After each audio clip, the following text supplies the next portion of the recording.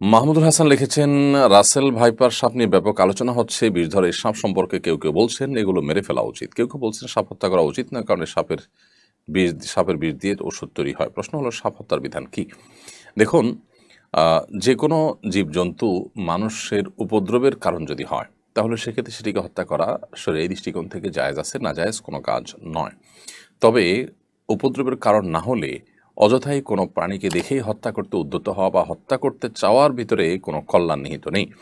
আমাদের সমাজে অনেকে আছেন, বেশ অনেকগুলো প্রাণী দেখলে অযথাই সে প্রাণীকে হত্যা করা বা উত্ত্যক্ত করা, এটা করে মজা নেওয়ার চেষ্টা এক ধরনের মানুষ করে থাকেন, যেটা একেবারে গর্হিত কাজ। প্রত্যেকটা প্রাণীকেই দয়া এবং মায়া দেখানো ইসলামের শিক্ষা। তবে হ্যাঁ, কোনো প্রাণী বিষধর, কোনো প্রাণীর উপদ্রব থেকে আমরা বাঁচতে চাচ্ছি, আমাদের ফসল হানি করছে, আমাদের ডিস্টার্ব করছে নানাভাবে, কষ্টের কারণ হচ্ছে, তাহলে সেক্ষেত্রে সেগুলোকে হত্যা করা সম্পূর্ণ জায়েজ আছে।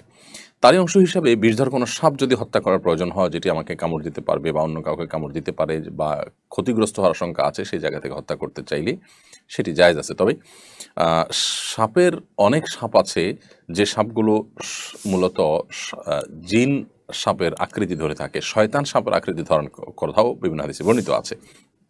এক্ষেত্রে যদি সে জিন হয়ে থাকে, সে যেন চলে যায়, এই মর্মে ৩ বার বলে তারপর যদি তার অনিষ্ট থেকে বাঁচার জন্য হত্যা করার প্রয়োজন হয়, হত্যা করার জায়েজ আছে, সে মর্মে হাদিসে বর্ণনা রয়েছে। তার মানে কোনো সাপ যদি, যে কোনো জিন যদি সাপের আকৃতি ধারণ করে থাকে, তাহলে সে নিজ দায়িত্বে চলে যাবে যদি আপনি ৩ বার তাকে বলে থাকেন। আর যদি না যায়, তাহলে সেক্ষেত্রে সে জিন নয় বরং প্রকৃতই সাপ, সেটি আপনি জেনে তাকে চাইলে হত্যা করতে পারেন, যদি তার ক্ষতি থেকে আপনি নিজেই বা অন্য কাউকে বাঁচার প্রশ্ন থাকে। আর যদি সেরকম কোনো প্রশ্ন না থাকে, যেটি বললাম যে অহেতুকই যে কোনো প্রাণী হত্যা করার ব্যাপারে শরীয়ত আমাদেরকে উৎসাহ দেয় না।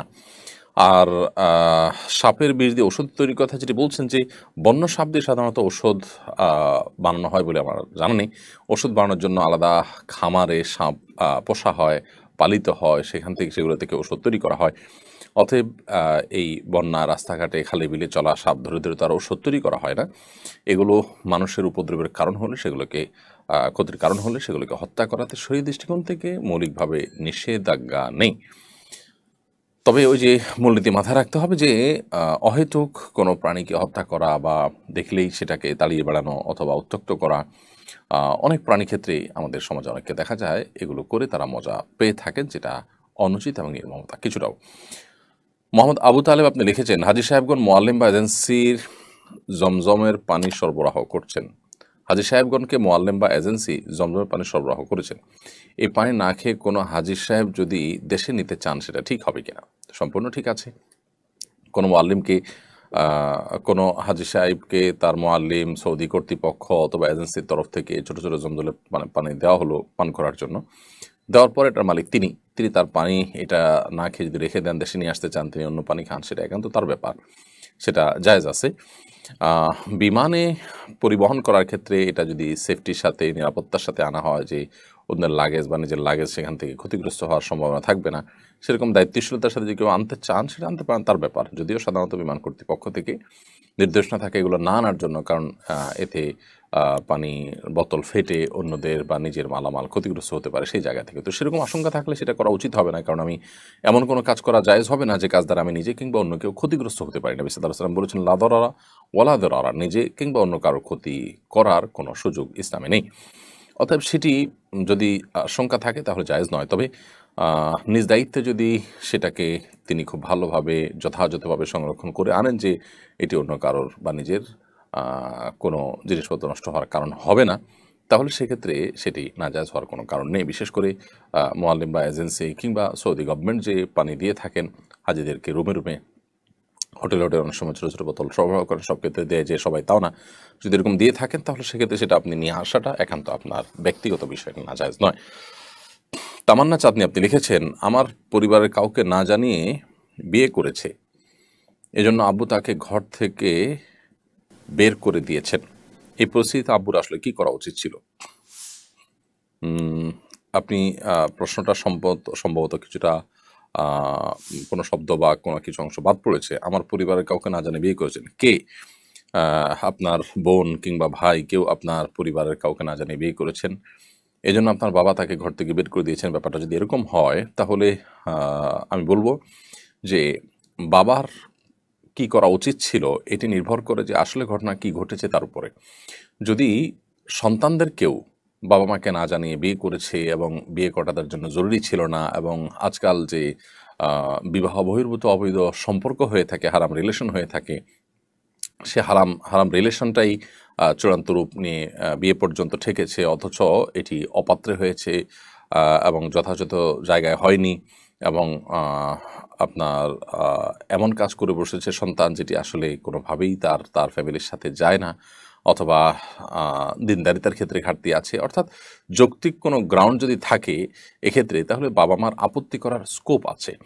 কুফু বা সামঞ্জস্য বিয়ের ক্ষেত্রে রক্ষা করাটা সুন্নাহ।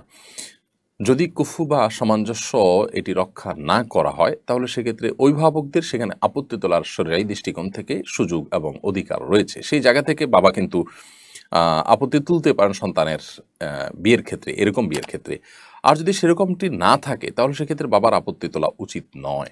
কারণ হলো সন্তান বিয়ে করেছে, যদি অভিভাবকের মাধ্যমে বিয়ে করাই হলো উচিত। আল্লাহ সুবহানাহু ওয়া তাআলা কোরআনে কারিমে অভিভাবকদেরকে নির্দেশ করেছেন, ওয়ানকিহুল আয়ামাকুমুস সালিহিনা মিন ইবাদিকুম ওয়া ইমামিকুম, তোমরা তোমাদের অধীনস্থদের বিয়ে দাও।